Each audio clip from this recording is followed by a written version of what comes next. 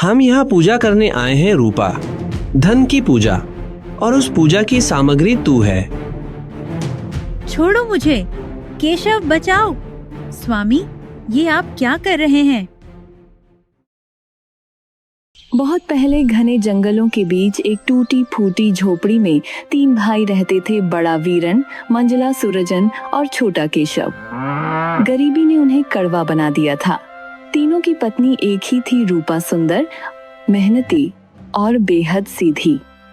वह दिन रात लकड़ियां बीनती, पानी लाती और सबकी सेवा करती। लेकिन वीरन और सूरजन के दिलों में सिर्फ भूख नहीं, कुछ और भी पल रहा था। आप लोग हाथ मुंह धो लीजिए। मैंने आज जंगल से कुछ कंदमूल उखाड़े थे, उसी की सब्जी बना रही हूँ। घर में चावल का एक दाना भी नहीं बचा है। रोज वही कंदमूल और उबले पत्ते। मैं तंग आ गया हूँ इस गरीबी से। मेरे दोस्तों के पास बड़े बड़े खेत हैं और हम यहाँ जानवरों की तरह जी रहे हैं। भैया ठीक कह रहे हैं। रूपा, तू हमारे लिए भाग्यवान नहीं है। जब से तू इस घर में आई है, हमारा शिकार भी हाथ नहीं लगता। भैया, इसमें रूपा की क्या गलती है? वो तो हमारे लिए दिन रात मेहनत करती है। हमें अपनी किस्मत को दोष देना चाहिए, इसे नहीं। केशव अपनी पत्नी रूपा से बहुत प्रेम करता था और उसके प्रति नरम दिल रखता था, लेकिन बड़े भाइयों के सामने उसकी एक नहीं चलती थी। एक दिन की बात है, रूपा नदी किनारे एक नुकीले पत्थर पर अपने पतियों के लिए लोहे के औजार और कुल्हाड़ी घिसकर तेज कर रही थी। तभी अचानक उसका ध्यान भटका। आह, उई माँ! पत्थर की धार लगने से रूपा की कलाई पर एक गहरा घाव हो गया। टप टप करता गाढ़ा लाल खून पास में रखी लोहे की पुरानी जंग लगी कुल्हाड़ी पर जा गिरा। रूपा दर्द से कराह उठी और उसने जल्दी से अपनी साड़ी का पल्लू फाड़कर घाव पर बांध लिया। लेकिन तभी उसकी नजर उस कुल्हाड़ी पर पड़ी। हे भगवान, ये क्या है? मेरी आंखों को क्या हो गया है? रूपा ने देखा कि लोहे की जिस काली कुल्हाड़ी पर उसका खून गिरा था, वह अब लोहे की नहीं रही थी। जहां जहां खून की बूंदें पड़ी थीं, वह हिस्सा शुद्ध सोने में बदल गया था और चमक रहा था। रूपा डर गई। वह घबराकर दौड़ती हुई घर आई और उसने वह कुल्हाड़ी अपने पतियों को दिखाई। ये तो सोना है, असली सोना। रूपा, ये तुझे कहाँ मिली? हाँ भैया, ये तो एकदम शुद्ध सोना है। हमारी गरीबी तो एक पल में मिट गई। मैंने औजार तेज करते समय अपना हाथ काट लिया था। मेरा खून जैसे ही इस लोहे पर गिरा, ये सोना बन गया। मुझे बहुत डर लग रहा है। रूपा की बात सुनते ही बड़े भाई वीरन और मंझले भाई सूरजन की आंखों में एक शैतानी चमक आ गई। उन्होंने एक दूसरे को देखा। एक अजीब सी खामोशी छा गई। उस रात जब रूपा सो गई तो तीनों भाई घर के बाहर अलाव के पास बैठे। सुना तुम दोनों ने? उसका खून लोहे को सोना बना देता है। सिर्फ 2 बूंद खून ने इस कुल्हाड़ी को इतना कीमती बना दिया। भैया, अगर 2 बूंद का ये कमाल है, तो सोचो उसके शरीर में कितना खून होगा। अगर हम उसका सारा खून निकाल लें और उसे लोहे के बड़े बड़े बर्तनों पर डालें, तो हम इस राज्य के सबसे अमीर आदमी बन जाएंगे। भैया, आप ये कैसी बातें कर रहे हैं? वह हमारी पत्नी है, वह मर जाएगी। हम ऐसा पाप नहीं कर सकते। चुप रह कायर। जिंदगी भर की गरीबी चाहिए या मोहल्लों का राज? हमें बस एक मौका मिला है। हम उसे मारेंगे नहीं, बस एक अनुष्ठान करेंगे। लालच ने वीरन और सूरजन की बुद्धि भ्रष्ट कर दी थी। उन्होंने योजना बनाई कि वे रूपा को जंगल के बीचों बीच स्थित काली गुफा में ले जाएंगे, जहां कोई उनकी चीखें न सुन सके। उसके शरीर का एक एक कतरा खून निचोड़ लेंगे और ढेर सारे लोहे के कबाड़ को सोने में बदल देंगे। लेकिन भैया उसे वहां ले कैसे जाएंगे? वह तो बहुत डरती है उस गुफा से। हम उससे कहेंगे कि हमें जंगल में एक बाबा मिले हैं जो उसकी कलाई का घाव ठीक कर देंगे और हमारे घर की गरीबी दूर करने की पूजा करेंगे। वह भोली है, मान जाएगी। केशव का दिल रो रहा था, लेकिन वह अपने क्रूर भाइयों के खिलाफ जाने की हिम्मत नहीं जुटा पा रहा था। अगली सुबह सूरज निकलने से पहले ही वीरन ने रूपा को जगाया। रूपा, उठो, जल्दी तैयार हो जाओ। हमें जंगल के उस पार वाले मंदिर चलना है। भगवान ने हमारी सुन ली है। सच में? क्या हमारे दिन बदलने वाले हैं? हाँ रूपा, आज के बाद हमारे दिन पूरी तरह बदल जाएंगे। बस तुम अपने साथ घर का सारा लोहे का कबाड़ और बर्तन भी ले चलो, बाबा ने मंगवाया है। बेचारी रूपा को अंदाजा भी नहीं था कि वह अपने पैरों पर चलकर अपनी ही मौत की तरफ जा रही है। वह अपने पतियों के साथ घने डरावने जंगल की ओर चल पड़ी, लेकिन पीछे पीछे चलते हुए केशव की आंखों से आंसू बह रहे थे। वह जानता था कि आज रात उस गुफा में क्या होने वाला है। स्वामी, और कितनी दूर चलना है? मेरे पैरों में छाले पड़ गए हैं और ये लोहे का बोरा बहुत भारी है। अंधेरा भी होने वाला है, मुझे डर लग रहा है। बस पहुंच गए, ज्यादा नखरे मत कर। वह सामने देख, पहाड़ी के नीचे वही काली गुफा है, वहीं बाबा मिलेंगे। तेज चल। रूपा, मेरी बात सुन। अपनी ओढ़नी ठीक करने के बहाने पीछे रह जा और भाग जा। यहाँ कोई बाबा नहीं है। ए केशव, क्या खिचड़ी पका रहा है उधर? आगे चल चुपचाप। अगर एक शब्द भी बोला तो तुझे भी यहीं गाड़ दूंगा। तीनों गुफा के मुहाने पर पहुंचते हैं। गुफा के अंदर से सड़ी हुई गंध आ रही थी। वहां कोई साधु संत नहीं था, बस चारों तरफ सन्नाटा था। वीरन ने इशारा किया और सूरजन ने गुफा के बीचों बीच एक बड़ा सा चपटा पत्थर साफ किया। यहाँ तो कोई नहीं है। हम यहाँ क्यों आए हैं? मुझे घर जाना है। आप लोग मुझे किस लिए यहाँ लाए हैं? हम यहाँ पूजा करने आए हैं रूपा, धन की पूजा, और उस पूजा की सामग्री तू है। पकड़ो इसे। छोड़ो मुझे। केशव, बचाओ। स्वामी, ये आप क्या कर रहे हैं?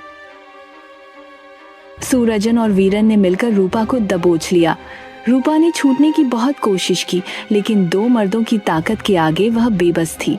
उन्होंने उसे घसीटकर उस चपटे पत्थर पर पटक दिया और रस्सियों से उसके हाथ पैर बांधने लगे। भैया मत करो, ये अनर्थ है। हम मेहनत करके खा लेंगे, लेकिन अपनी पत्नी को मत मारो। भगवान का खौफ खाओ भैया। दूर हट कायर। जब गरीबी में कुत्ते की मौत मरेगा तब भगवान याद नहीं आएंगे। अगर तुझे अपनी जान प्यारी है तो चुपचाप वो लोहे के बर्तन यहाँ नीचे लगा दे।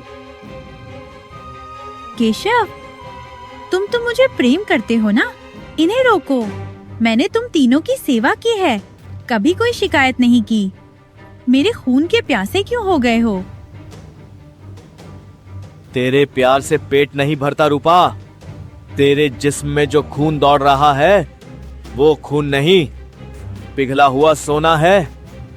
बस कुछ ही देर की बात है, फिर तू मुक्त और हम अमीर।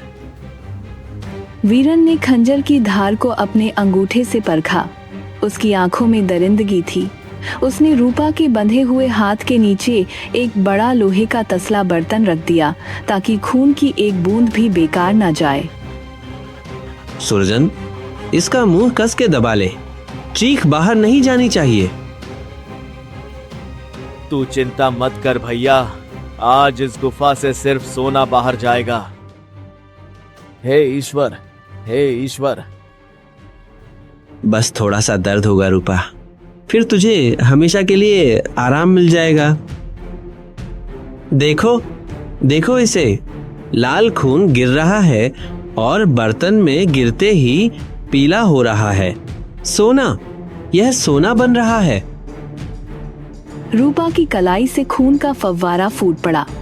जैसे ही गर्म खून लोहे के जंग लगे तसले में गिरा, एक चमकीली रोशनी हुई। लोहे का कालापन गायब होने लगा और शुद्ध सोने की चमक ने अंधेरी गुफा को रोशन कर दिया। ये देख वीरन और सूरजन पागल हो गए। नहीं, मैं ये पाप नहीं होने दूंगा। रुक जाओ भैया। केशव अपनी पूरी ताकत बटोरकर वीरन की तरफ झपटा। उसने वीरन का हाथ पकड़ने की कोशिश की, लेकिन लालच ने वीरन को एक शैतान में बदल दिया था। जैसे ही केशव पास आया, सूरजन ने पीछे से एक भारी पत्थर उठाकर केशव के सिर पर दे मारा। हमें माफ करना रूपा, लेकिन तेरी जान से ज्यादा कीमती तेरा खून है। थोड़ा थोड़ा खून निकालने में तो बहुत वक्त लगेगा, क्यों न तुझे आज मुक्त ही कर दे। वीरन ने बिना किसी दया के खंजर रूपा के गले पर चला दिया। खून का एक तेज फव्वारा फूटा और सीधा उन लोहे के बर्तनों, पुरानी जंजीरों और कबाड़ पर जा गिरा जो उन्होंने नीचे जमा कर रखे थे।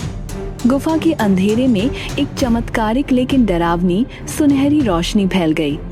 जहां जहां रूपा का गर्म खून गिरा, वह लोहा पिघलकर ठोस सोने में बदल गया। रूपा का शरीर ठंडा पड़ गया। उसकी निर्जीव आंखें अभी भी खुली थीं, जिनमें अपने पतियों के लिए सिर्फ नफरत थी। भैया देखो, हम अमीर हो गए, हम राजा बन गए। इतना सोना तो शहर के सेठ के पास भी नहीं होगा। हाँ सूरजन, अब जल्दी कर। इस लाश को यहीं उस गहरी खाई में फेंक दे और ऊपर से भारी पत्थर डाल दे। किसी को पता नहीं चलना चाहिए कि रूपा कहाँ गई।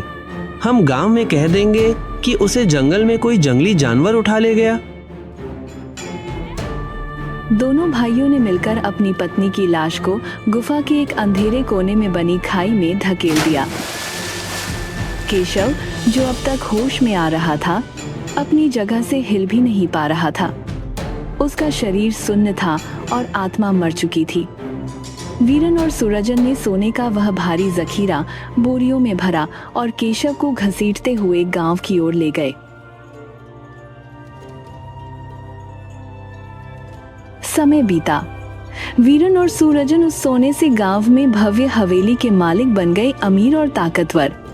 रेशमी कपड़े, शानदार दावतें। लेकिन केशव टूट चुका था। वह अंधेरे में सिमटा रहता, खामोश और डर से भरा। उसकी आंखों में अब भी वही गुफा घूमती थी और पाप की कमाई देर सवेर अपना हिसाब मांगती है। कौन है? कौन रो रहा है वहां? सूरजन, क्या तू है? आधी रात का वक्त था। वीरन को लगा कि हवेली के गलियारे में कोई चल रहा है। वह लालटेन लेकर बाहर निकला। हवेली की दीवारें सोने की नक्काशी से सजाई गई थीं, लेकिन आज उन दीवारों से अजीब सी सड़ी हुई बदबू आ रही थी, बिल्कुल वैसी जैसी उस दिन गुफा में खून की थी। नौकर, रामू, काका, कोई है? तुम लोग मिट्टी हो जाओगे। मेरा श्राप? रूपा, नहीं, यह नहीं हो सकता। तुम मर चुकी हो। मैंने तुम्हें अपने हाथों से दफनाया था। तुमने मेरे शरीर को दफनाया था वीरन, लेकिन मेरे खून को तो तुम अपने घर ले आए। यह सोना, यह मेरा ही तो खून है, और अब यह खून अपना हिसाब मांगेगा। वीरन चीखते हुए पीछे भागा, लेकिन उसका पैर फिसला और वह उसी खून के तालाब में गिर गया। जैसे ही उसका शरीर उस शापित खून सोने से हुआ, उसे लगा जैसे हजारों बिच्छू उसे एक साथ काट रहे हों। बचाओ सूरजन, केशव, मुझे बचाओ। यह सोना मुझे जला रहा है। भैया क्या हुआ? आप चिल्ला क्यों? हे भगवान! सूरजन ने देखा कि वीरन का शरीर धीरे धीरे लोहे में बदल रहा है। वही जंग लगा लोहा जिससे उन्होंने रूपा को काटा था। वीरन का मांस सख्त होता जा रहा था। उसकी नसें लोहे की तारें बन रही थीं। और तुम्हें भूख बहुत लगती थी ना सूरजन? तुम्हें कंदमूल पसंद नहीं थे? तुम्हें अमीरों का खाना चाहिए था। लो, खाओ। नहीं नहीं, माफ कर दो भाभी। लाल तप्त रेड हॉट सोने के सिक्के सूरजन के गले में भरने लगे। उसका पेट, उसका गला, उसका मुंह सब सोने से भर गया। वह सांस लेने के लिए तड़पने लगा। उसकी लालच ने ही आज उसका गला घोंट दिया था। कुछ ही पलों में सूरजन जमीन पर ढेर हो गया। उसका शरीर सोने के भार से दब चुका था और वीरन अब एक लोहे की बेजान मूर्ति बनकर खड़ा था, जिसके चेहरे पर हमेशा के लिए खौफ जम गया था। रूपा, केशव ने यह सब देखा। वह भाग नहीं सका, वह बस रो रहा था। रूपा की आत्मा, जो अब तक क्रोध की आग में जल रही थी, केशव की आवाज सुनकर शांत हुई। उसका भयानक रूप थोड़ा सौम्य हो गया, लेकिन उसकी आंखों में अभी भी परलोक की शून्यता थी। केशव, तुम चुप रहे। तुम्हारा पाप यही था कि तुमने अन्याय होते देखा और कुछ नहीं किया। कायरता भी एक अपराध है। मुझे मार डालो रूपा, मैं जीने के लायक नहीं हूँ। मैं तुम्हें बचा नहीं पाया। मुझे भी अपने साथ ले चलो। नहीं केशव, मौत तो बहुत आसान सजा है। तुम्हें जिंदा रहना होगा इस शापित हवेली में इन लोहे और सोने की लाशों के साथ, ताकि दुनिया याद रखे कि लालच का अंत क्या होता है। इतना कहकर रूपा की आत्मा उस पिघले हुए सोने में वापस समा गई। अचानक हवेली की सारी रोशनी बुझ गई। आज उस जंगल के किनारे एक खंडहर है, जिसे लोग भूतिया हवेली कहते हैं। वहाँ एक पागल बूढ़ा रहता है। गांव के बच्चे जब वहाँ खेलने जाते हैं तो देखते हैं कि वह बूढ़ा दो पुतलों से बातें करता है। एक पुतला लोहे का है और दूसरा सोने के सिक्कों से भरा हुआ कंकाल।